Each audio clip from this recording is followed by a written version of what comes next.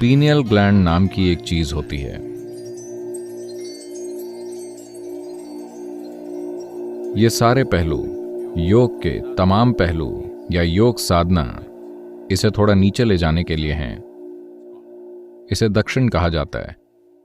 इसे दक्षिण की ओर ले जाना, यह शिव का दक्षिण की ओर घूम जाने का प्रतीक है, क्योंकि उनका तीसरा नेत्र दक्षिण की तरफ घूम गया था। जो चीज यहां ऊपर थी वो दोनों आंखों के बीच नीचे आ गई। जैसे ही वो यहां आई, उन्होंने ऐसी चीजें देखी जो किसी ने कभी नहीं देखी थी। अब अगर ये खास तरह से होता है, The secretions of the pineal, which in yoga is referred to as amrit or amrita or amritam in probably in Sanskrit. Pineal का स्राव, जिसे योग में अमृत या अमृता या अमृतम कहा गया है, शायद संस्कृत में, इस अमृतम को या तो शरीर में लाकर सिस्टम को मजबूत बनाया जा सकता है और शरीर के जीवन काल को बढ़ाया या लंबा किया जा सकता है, या इस अमृत से सिस्टम में आनंद पैदा किया जा सकता है। किसी ड्रग की तरह यह आपको चकाचौंध कर सकता है, या आप इस अमृत का इस्तेमाल अपने बोध को बढ़ाने के लिए कर सकते हैं, ताकि आप हल्की हवा की तरह हो जाएं, क्योंकि तब हर चीज जो यहां है वो आपसे होकर गुजरे। अभी हवा सिर्फ आपके नथुनों से होकर गुजरती है, और आप जानते हैं कि अगर ये ना गुजरे तो आप मर जाएंगे। अगर ये हवा कुछ ऐसे गुजरे कि ये आपके ठीक आर पार निकल जाए। आप में से कुछ लोगों ने कभी न कभी महसूस किया होगा, अगर आप बहुत उल्लास में या आनंदित होते हैं, आप हवा में खड़े हों तो ऐसा महसूस हुआ होगा जैसे हवा आपसे होकर गुजर रही है। तब आप 100% पारदर्शी हो जाते हैं। ऐसा इसलिए है क्योंकि आपने अपने अमृत का इस्तेमाल सिस्टम में संवेदनशीलता लाने के लिए किया है। तो ये 3 मूलभूत तरीके हैं।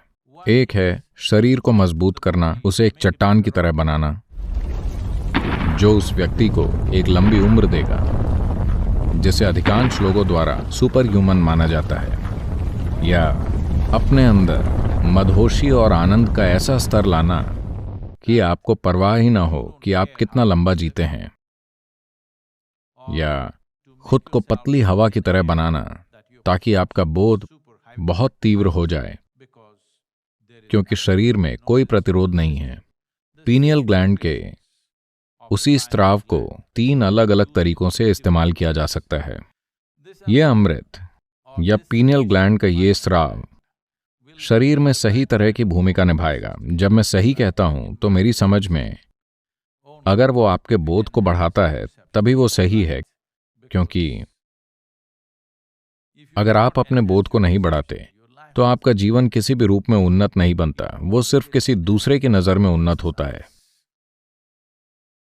अगर आप चट्टान की तरह बन जाएं, तो हो सकता है कि जीवन का आपका अनुभव न बदले, बस दूसरे लोग सोचते हैं कि आप लाजवाब हैं। वैसे हम आपसे एक मूर्ति बना सकते थे, और आप वैसे भी एक चट्टान बने हुए हैं। चट्टान की तरह बनने के लिए हमें किसी इंसान की जरूरत नहीं थी, लेकिन अगर आपके पास चट्टान जैसा दिमाग है तो ये दिक्कत होगी। आप हमेशा सोचते रहते हैं कि आपसे बड़ी चट्टान कौन सी है, आपसे छोटी चट्टान कौन सी है। आपका पूरा जीवन इसमें चला जाता है कि कौन सा श्रेष्ठ है, कौन सा तुच्छ है, कौन सा बेहतर है, कौन सा बदतर है। आप अंतहीन रूप से अपनी तुलना करते रहेंगे, क्योंकि यही एक चट्टान की प्रकृति है, यही भौतिक हकीकत की प्रकृति है। एक बार जब आप भौतिक हकीकत से अपनी पहचान जोड़ लेते हैं तो कौन बेहतर है, कौन बदतर है, ये एक स्वाभाविक विचार प्रक्रिया बन जाती है। जब आप उससे परे चले जाते हैं, सिर्फ तभी आप इससे मुक्त हो सकते हैं कि कौन बेहतर है और कौन बदतर है।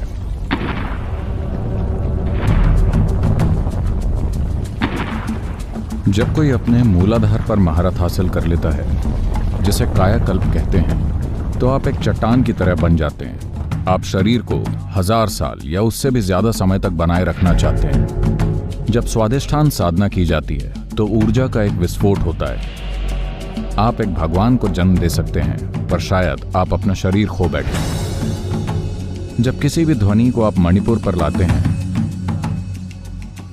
तो सारा शरीर ही उस ध्वनि से गूंज उठता है। जब कोई अपने अनाहत में सक्रिय हो तो उन्हें आवाजें सुनाई देने लगती हैं। एक ठीक ठाक संतुलित इंसान भी पागल हो सकता है। जैसे ही विशुद्धि सक्रिय होती है, आप तंत्र विद्या करने योग्य हो जाते हैं। बिना शरीर वाले जीव स्वाभाविक रूप से